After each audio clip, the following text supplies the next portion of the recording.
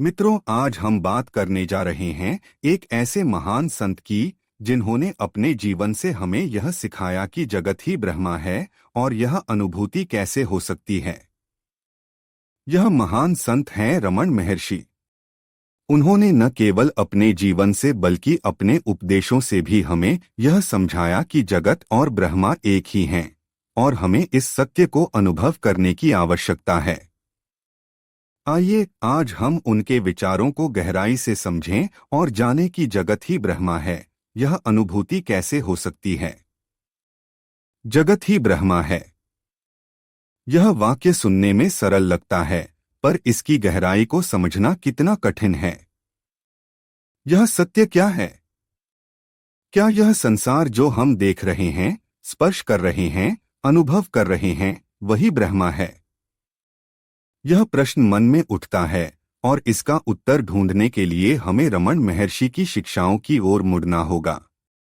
उन्होंने हमें यह बताया कि जगत और ब्रह्मा के बीच का अंतर केवल हमारी दृष्टि का है। यह अनुभूति कैसे हो? आइए इस यात्रा पर चलें। पहला पड़ाव, स्वयं को जानो। रमन महर्षि ने हमें यह सिखाया कि जगत ही ब्रह्मा है।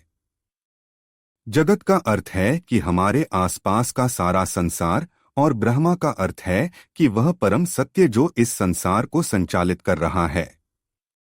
रमन महर्षि ने कहा, जगत ही ब्रह्मा है। जब तुम अपने अंदर की चेतना को जगाओगे तो तुम्हें इस सत्य का एहसास होगा।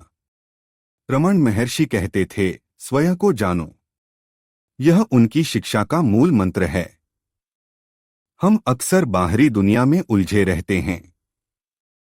हमारे मन में हजारों प्रश्न उठते हैं, पर हम यह भूल जाते हैं कि सबसे पहला प्रश्न हमें स्वयं से पूछना चाहिए, मैं कौन हूँ? यह प्रश्न सरल लगता है, पर इसका उत्तर ढूंढना ही संपूर्ण जीवन का सार है। जब हम स्वयं को जानने का प्रयास करते हैं, तो हमें पता चलता है कि हमारा वास्तविक स्वरूप क्या है। हम शरीर नहीं हैं, मन नहीं हैं, बल्कि हम वह चेतना हैं जो इन सबके पीछे है। यह चेतना ही ब्रह्मा है। जब हम इस सत्य को जान लेते हैं तो जगत और ब्रह्मा के बीच का भेद मिट जाता है। दूसरा पड़ाव, मन की शांति। रमन महर्षि ने हमें यह सिखाया कि अज्ञान का पर्दा ही हमें ब्रह्मा से दूर रखता है। अज्ञान का पर्दा का अर्थ है कि हम अपने अंदर की चेतना को नहीं पहचानते और उसे जगाने की कोशिश नहीं करते। रमन महर्षि ने कहा, अज्ञान का पर्दा ही हमें ब्रह्मा से दूर रखता है। जब तुम इस पर्दे को हटाओगे तो तुम्हें ब्रह्मा का एहसास होगा। रमन महर्षि ने हमें मन की शांति का मार्ग दिखाया। वे कहते थे, मन ही बंधन है और मन ही मुक्ति है। हमारा मन अक्सर अतीत और भविष्य में भटकता रहता है। यही कारण है कि हम वर्तमान के सत्य को नहीं देख पाते। जब हम मन को शांत करते हैं तो हमें वह सत्य दिखाई देता है जो हमेशा से हमारे सामने है। मन की शांति के लिए रमन महर्षि ने आत्मविचार की विधि बताई।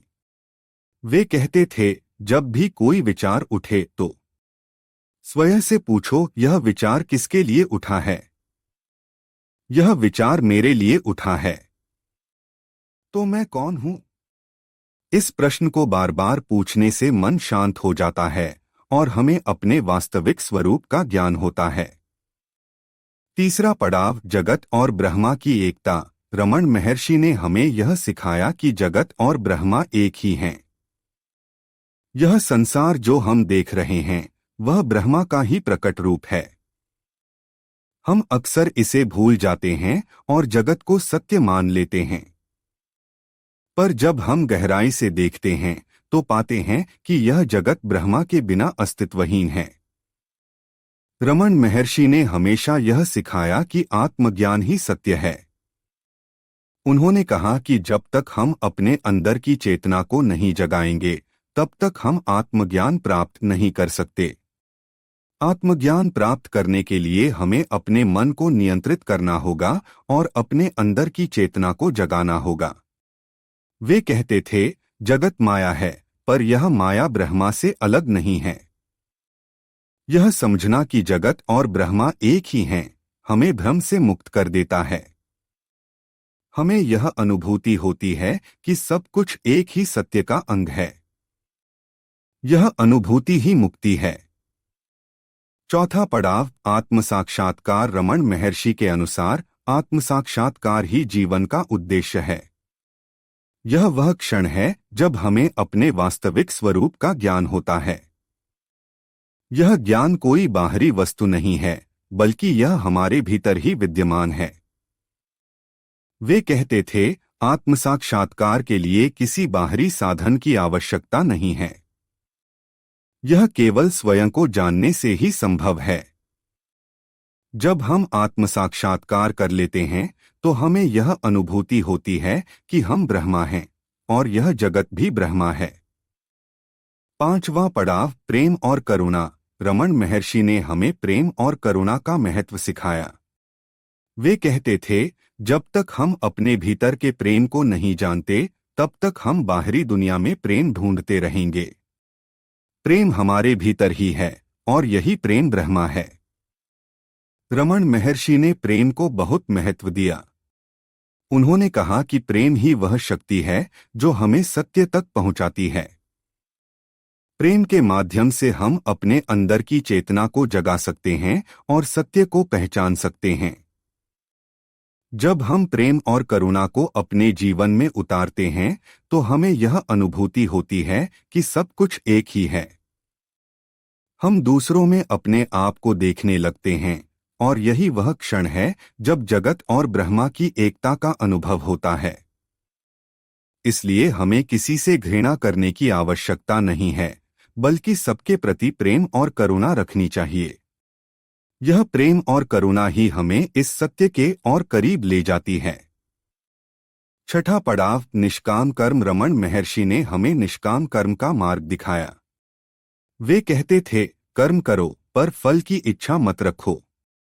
यह शिक्षा हमें बताती है कि हमें अपने कर्तव्य का पालन करना चाहिए, पर उसके परिणाम की चिंता नहीं करनी चाहिए। जब हम निष्काम भाव से कर्म करते हैं तो हमारा मन शांत रहता है। हमें यह अनुभूति होती है कि हम केवल एक साधन हैं और सब कुछ ब्रह्मा के द्वारा ही हो रहा है।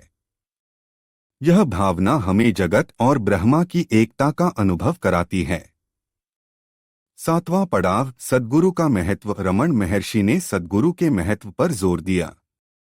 वे कहते थे, सद्गुरु वह है जो हमें हमारे वास्तविक स्वरूप का ज्ञान कराता है। सद्गुरु की कृपा से ही हमें आत्म साक्षात्कार की प्राप्ति होती है। रमण महर्षि ने समर्पण को बहुत महत्व दिया। उन्होंने कहा कि समर्पण ही वह मार्ग है जो हमें सत्य तक पहुंचाता है। समर्पण के माध्यम से हम अपने अंदर की चेतना को जगा सकते हैं और सत्य को पहचान सकते हैं। सद्गुरु हमें यह बताते हैं कि जगत और ब्रह्मा एक ही हैं। वे हमें इस सत्य का अनुभव कराते हैं और यही उनकी सबसे बड़ी देन है। अंतिम पड़ाव जगत ही ब्रह्मा है। रमण महर्षि की शिक्षाओं का सार यही है कि जगत ही ब्रह्मा है। यह अनुभूति हमें तब होती है जब हम स्वयं को जान लेते हैं, मन को शांत कर लेते हैं और आत्म साक्षात्कार कर लेते हैं। जब हम यह समझ लेते हैं कि जगत और ब्रह्मा एक ही हैं, तो हमें कोई भेद नहीं दिखता। हमें यह अनुभूति होती है कि सब कुछ एक ही सत्य का अंग है। यही वह क्षण है जब हम मुक्त हो जाते हैं। निष्कर्ष रमण महर्षि की शिक्षाएं हमें यह बताती हैं कि जगत ही ब्रह्मा है। यह अनुभूति हमें तब होती है जब हम स्वयं को जान लेते हैं, मन को शांत कर लेते हैं और आत्म साक्षात्कार कर लेते हैं। यह यात्रा सरल नहीं है, पर यह संभव है। आइए हम सब इस यात्रा पर चलें। स्वयं को जानें, मन को शांत करें और जगत और ब्रह्मा की एकता का अनुभव करें। यही रमण महर्षि की शिक्षा का सार है। यही जीवन का सार है। तो दोस्तों, यह था आज का वीडियो। अगर आपको यह जानकारी पसंद आई हो तो वीडियो को लाइक और शेयर जरूर करें। और हाँ, चैनल को सब्सक्राइब करना न भूलें। अगले वीडियो तक के लिए नमस्ते। धन्यवाद।